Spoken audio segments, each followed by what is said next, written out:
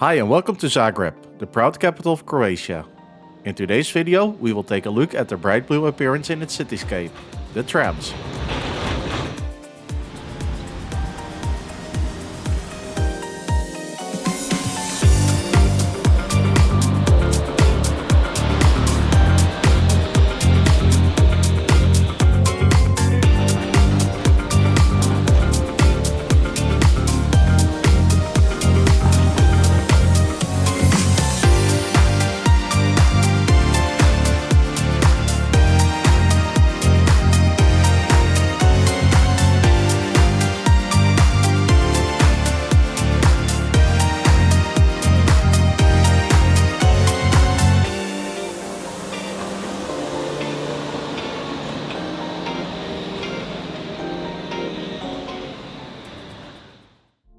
The tram network of Zagreb, like lots of other tram networks, started off by installing tracks for a horse-drawn tram. In the case of Zagreb, the initial idea came about in 1885. The first proposal was made in 1887, but the lack of funds held back construction until 1891. In May of this year, construction started at the first line. This first line was initially constructed with a gauge of 760 mm. The first electric trams came around in 1910. And the gauge was widened to become a meter gauge. The expansion of the network went on throughout the rest of the 20th century, with the final extensions being completed in 2000, when the network stretched to Prečko and Dubec. In the 2000s, the focus clearly went more towards a big modernization of the fleet, starting from 2005 and still going on at the time of publication of this video. This brings us to the network. Zagreb's tram network consists of 15 lines and forms the backbone of public transport in the Croatian capital. Just like the city, the lines generally connect the east and the west of the city, with the exception of a few lines. Line 1 is not such an exception, as it leads from Zapadnikolo Dvor to Borongaj. Line 2 from Chernomorets to Savišće.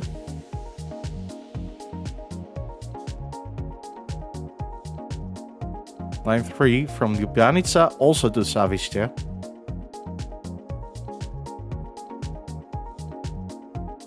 Line 4 from Savski Most to Dubec.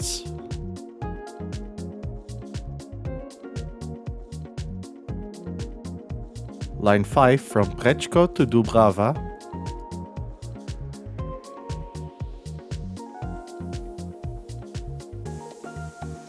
Line 6 starts in Chernomorets, crosses the Sava and ends in Sopot. Line 7 starts at Savski Most, crosses the Sava twice and ends in Dubec.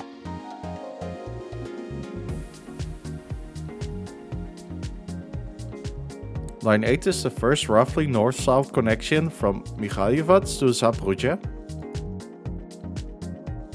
Line 9 from Ljubljanica to Borongaj. Line 11 from Chernomorets to Dubec.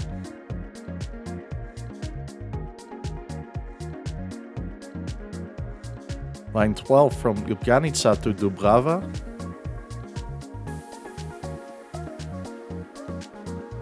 And then line 13 from Žitnjak and follows a path all over the place to Kvaternitov Turk.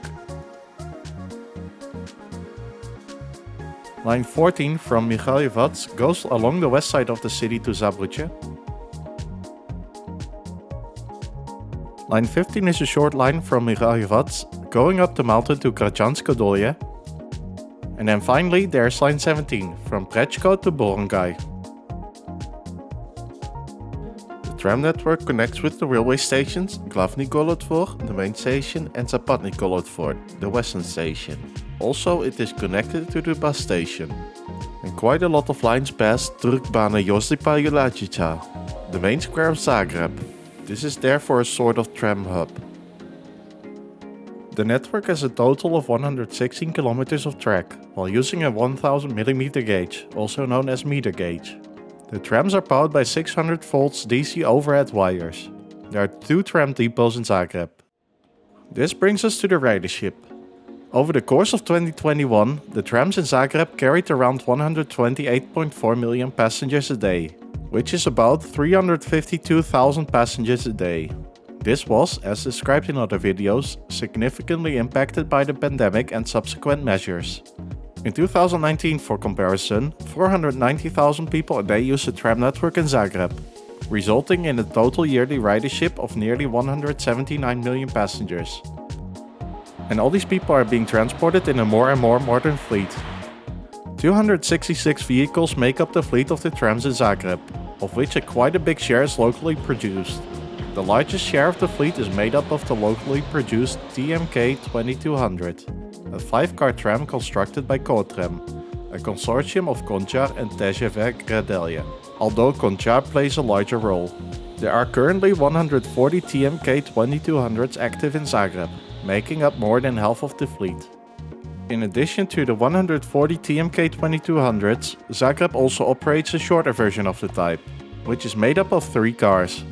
These shorter versions are named TMK 2200K. There are 60 trams of this type active on the network. From years before, the same manufacturers delivered another type to the tram network in Zagreb, the TMK 2100. This is a much smaller part of the fleet, with only 16 units. Another large player on this network is rather predictably Czech Tatra. Zagreb operates 2 types of Tatra trams. The most common type of these is, or better used to be, the Tatra T4. This is a narrower variant of the popular T3 series of Tatra, for networks where either gauge or other factors do not allow for wider trams. Zagreb, with its meter gauge network, is of course one of these networks. Zagreb received 95 units, with additionally specific trailer cars for this type. But due to the arrival of the newer trams, the T4s are gradually phased out. The second type of Tatra trams operated in Zagreb is the KT4, a tram which has been discussed before in the video about Tallinn. Zagreb received 51 units of the KT4. And then finally there is the oldest type in his fleet, the TMK 201, built by Đuro Đaković. However, not many are in use anymore, and quite some have been used to construct the TMK 2100. So what's up with the future? To me, it is rather unclear if the network is going to be expanded. There were plans and tenders called for a link to Zagreb's airport, but it seems no real progress is happening. The last news that I found is that an actual railway link is going to become the main connector between the city and the airport. So if there are any Croatian people who have seen something different in here, please leave a comment below. However, fleet-wise, 60 more TMK 2200s are supposed to arrive in Zagreb. They will subsequently replace the last T4s and TMK 201s. Eventually, the city wants to form an harmonious single-type fleet, consisting of only the locally produced TMK 2200s. So, I really hope you enjoyed this video about the bright blue trams of Zagreb. If you'd like to see more of my work in the future, please subscribe to my channel. And as always, thank you very much for watching.